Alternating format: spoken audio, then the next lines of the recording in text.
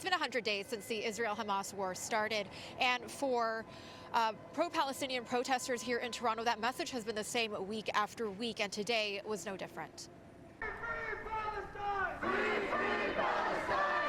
Hundreds gathering outside of the Israeli consulate near Yonge and Bloor. The crowd spilling out on the street, marching down Yonge.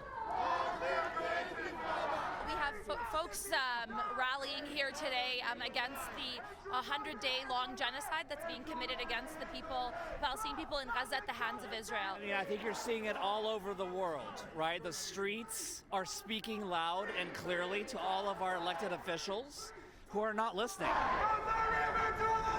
Many have come out week after week to similar demonstrations that have been taking place since the war began, with the same message, calling for a ceasefire in Gaza, while also calling on the Canadian government to end its arms trade with Israel.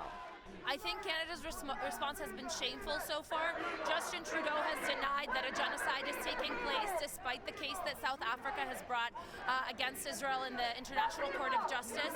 And Canada has refused to impose an arms embargo, even though we know that that's something they're capable of. Today's large rally comes after 3 people were arrested Saturday for protesting at the Avenue Road Bridge.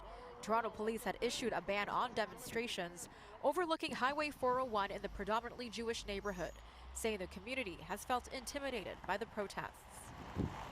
There's been quite a bit of focus on specific protests that are taking place instead of a rather focus on the numbers of people that are coming out against this genocide and the consistency in which they're coming out. But for the state of Israel and for the families of the hostages and the victims, it is still October 7th. It is October 7th every single day. Meanwhile, at Nathan Phillips Square, another large gathering, this one to shed light on the hostages and missing family members of those kidnapped by Hamas during the October 7th attack. 100 days.